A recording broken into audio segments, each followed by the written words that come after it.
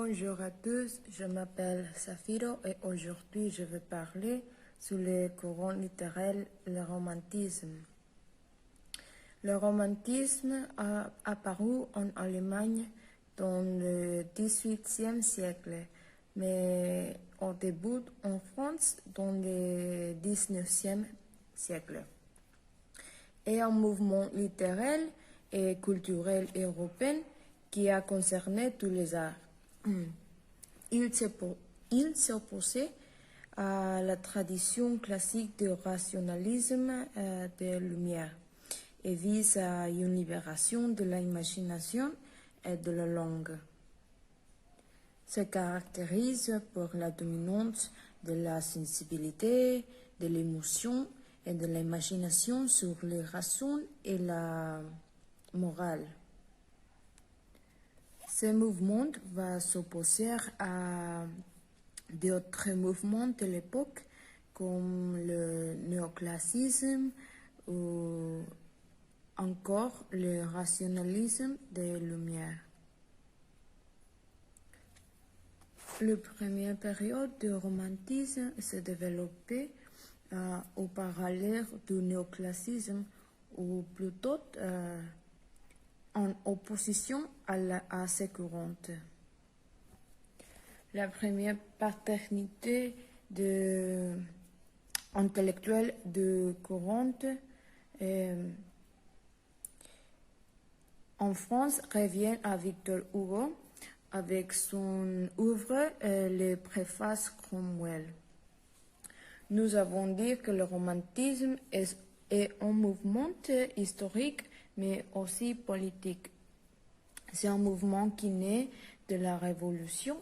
C'est le cœur et la passion, le rationnel et l'imagination. Salut, je suis Armando et ici dans la vidéo je parlerai de le romanticisme aussi et la signification du nom en quelques mots et aussi je parlerai de une date importante de ce cycle et basiquement le romanticisme apparu en Allemagne à la fin du siècle XVIIIe et en France à début du XIXe siècle et c'est un mouvement littéraire et culturel européen qui a concerné tous les arts et s'oppose à la tradition classique et au rationalisme de Lumière et vise à une libération de l'imagination de la langue. Le romanticisme privilégie notamment l'équation de moi et le thème de la nature et aussi de la mort. Et ici, le romanticisme, il partage quelques mots qui sont plus importants dans le romanticisme, comme la mélancolie, la nostalgie et la passion, et le mot en souffrance, l'expression du sentiment personnel comme l'arisme, l'allégie, la nature, les ruines, les goûts pour la solitude et le désir de fuite, le voyage et la rêve, et aussi l'histoire, la spiritualité, et, la volonté de retrouver dans l'art la liberté, c'est la première qu'il partage quand il parle de la volonté de retrouver la liberté dans l'art. Et bien aussi à Paris dans les années 1820, et cette jeunesse en quête de gloire s'est réunie dans une dizaine de sociétés littéraires plus ou moins confidentielles qui rendaient médiocrement le salon aristocratique du 8e siècle. Et les plus prisés de ces salons sont le Cénacle de Victor Hugo où se fomentera la bataille de Germanie et les causières de Charles Nodier, et ce dernier qui a été nommé bibliothécaire du comte d'Artois, futur Charles X.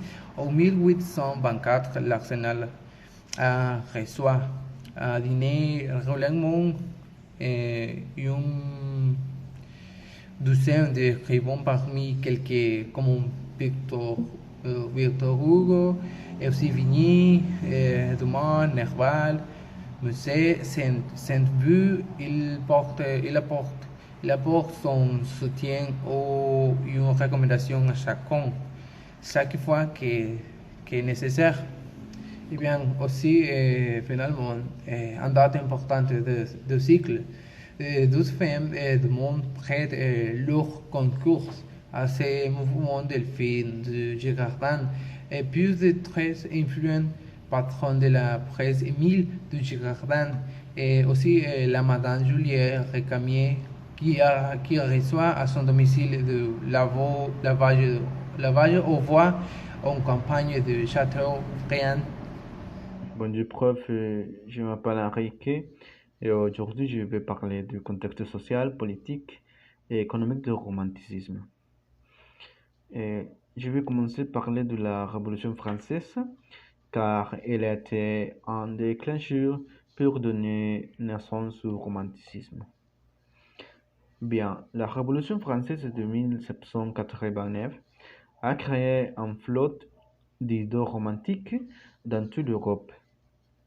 Et ce n'était pas une lutte pour l'indépendance par rapport à une puissance impériale extérieure, mais une lutte interne au sein de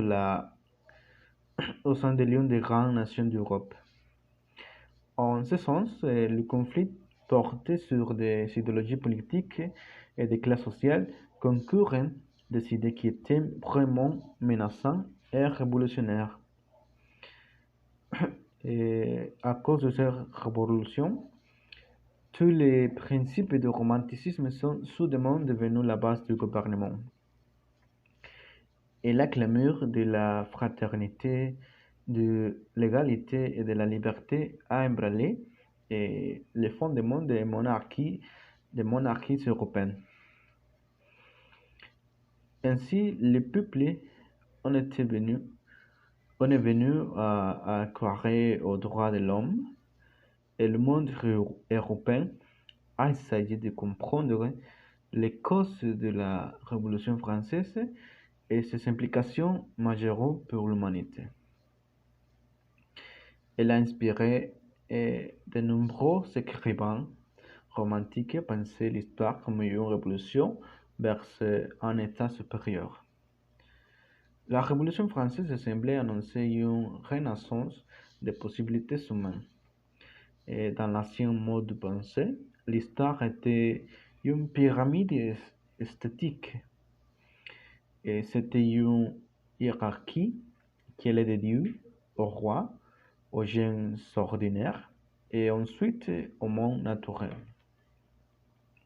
Dans la nouvelle façon de penser, l'histoire s'est déroulée plus librement. Il était considéré comme un voyage moral et réfléchi.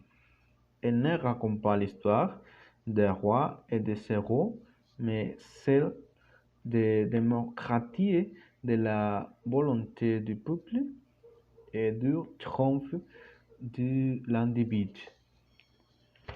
Eh bien, dans cette deuxième diapositive, nous parlerons du contexte politique que la France a vécu après la Révolution.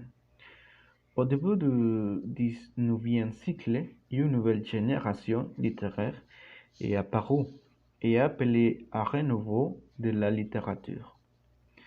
Après la Révolution française, l'individu a perdu sa place dans la société. L'ordre politique et religieux précédent a été détruit et la Révolution était rude, ont laissé des traces traumatisantes. Le renversement des chaînes des anciens régimes signifiait pour l'individu à la fois de la libération et l'isolement et le désespoir.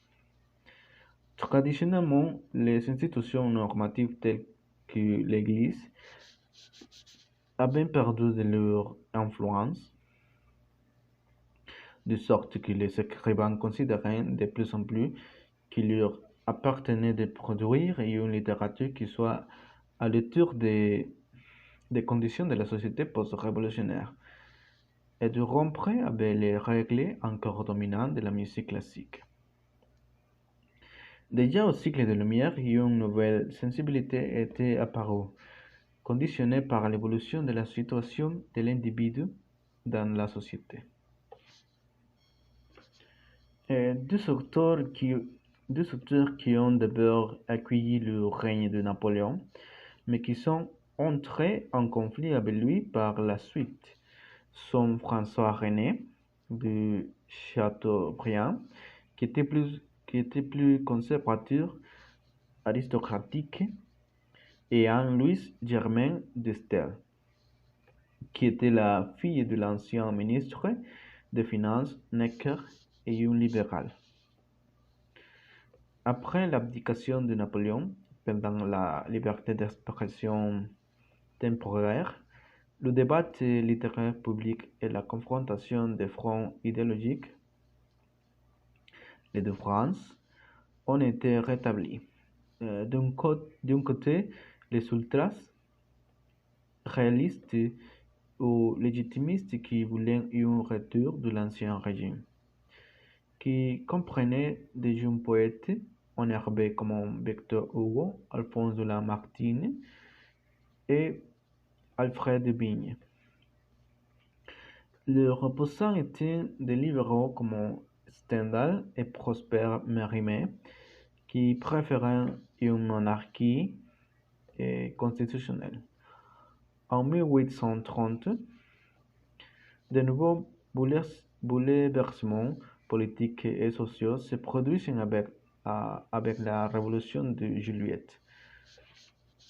La première génération du romantique s'établit entre-temps, et alors que le romantisme primitif se concentrait sur la position de l'individu dans la société et la représentation des états d'esprit passionnés.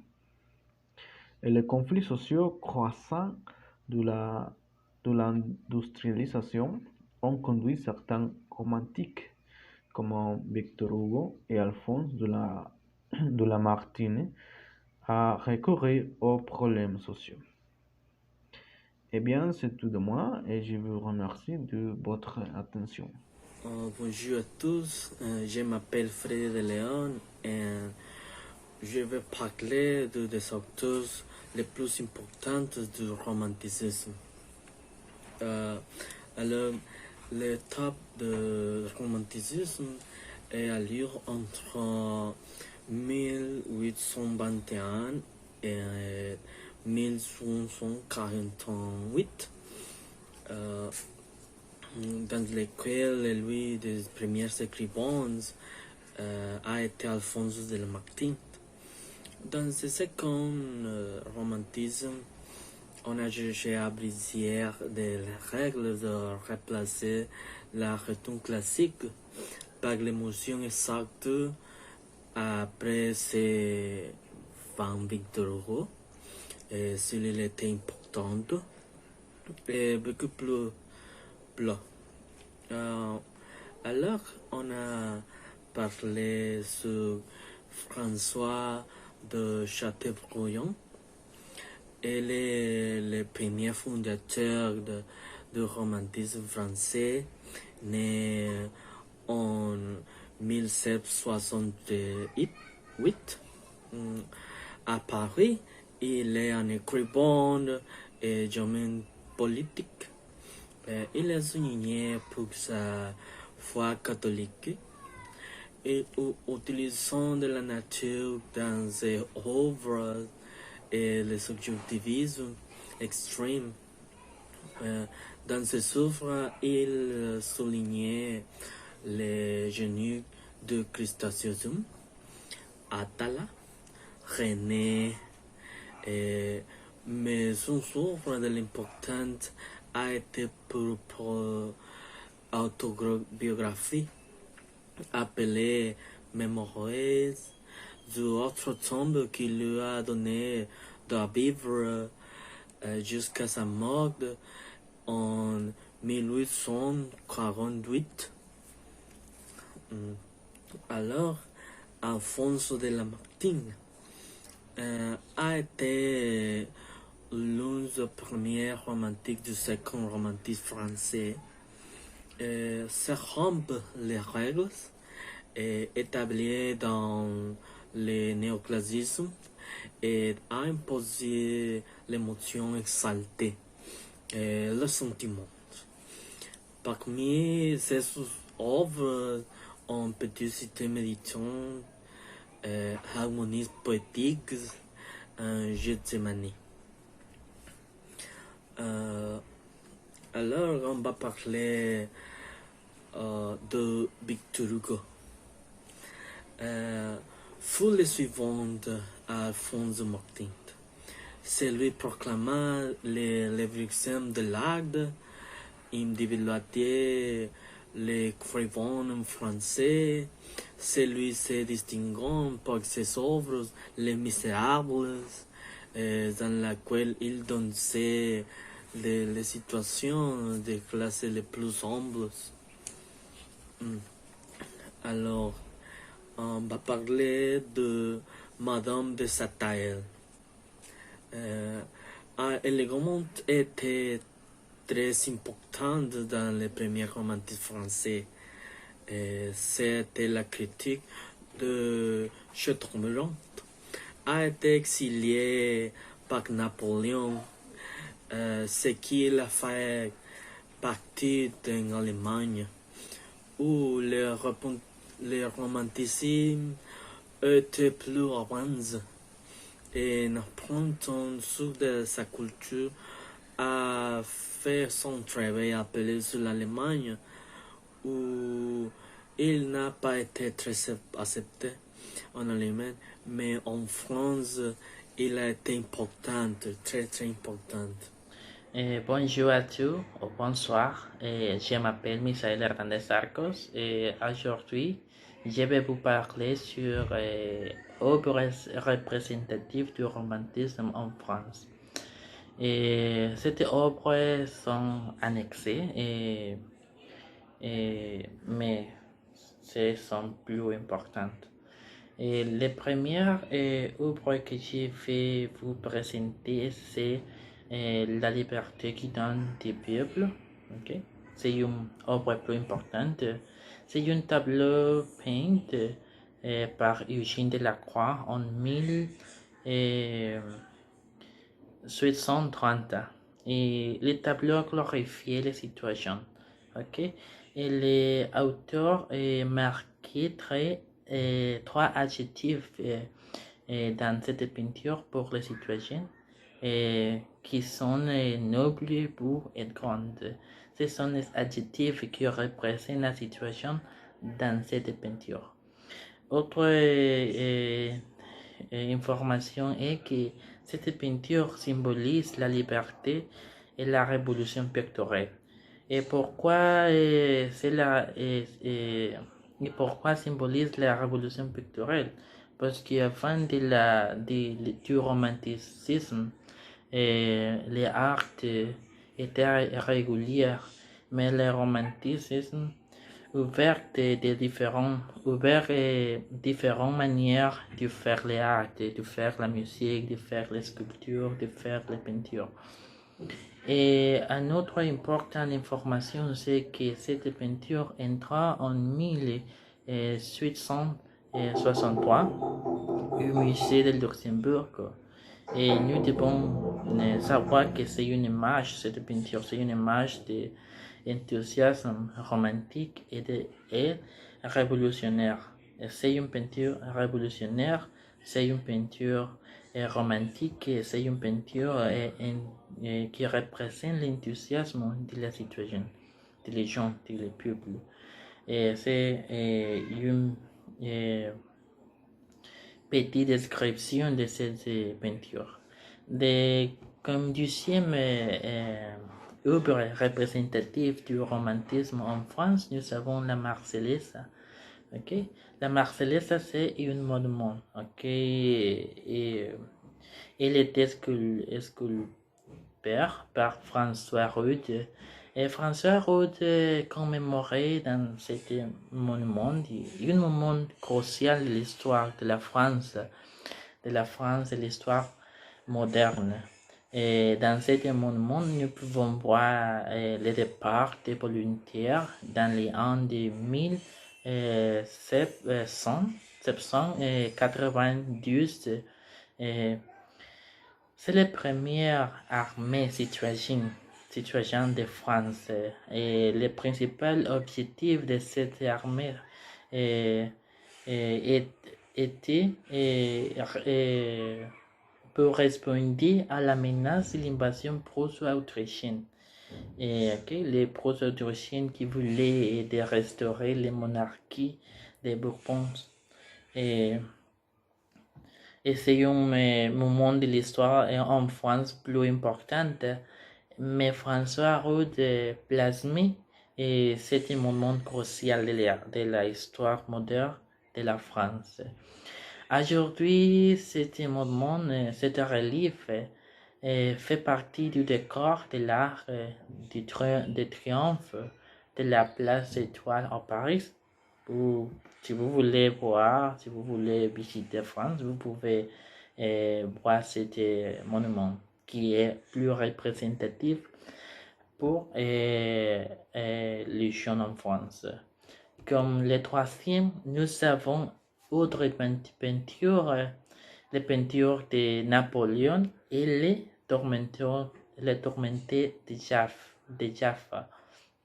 Nous pouvons qualifier cette peinture comme pré-romantisme parce que cette peinture nous montre l'empereur entouré de petites émaciées et parce que montre un décor architectural médiéval et très romantique. C'est une peinture très romantique et dans la peinture nous pouvons voir à Napoléon touchant courageusement une malade de peste, tandis et dans la peinture on pouvait voir aussi un soldat à côté de Napoléon qui se couvre la bouche dans une attitude de dégoût et de peur.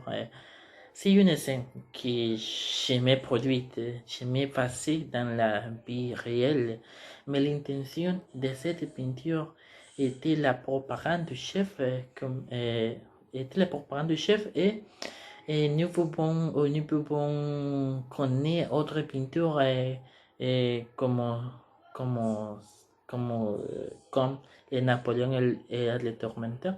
Nous avons Napoléon et les batailles de Lyon. C'est autre peinture qui jamais passé dans la vie réelle, mais les principales intentions, les principaux objectifs de cette peinture étaient la propagande du chef.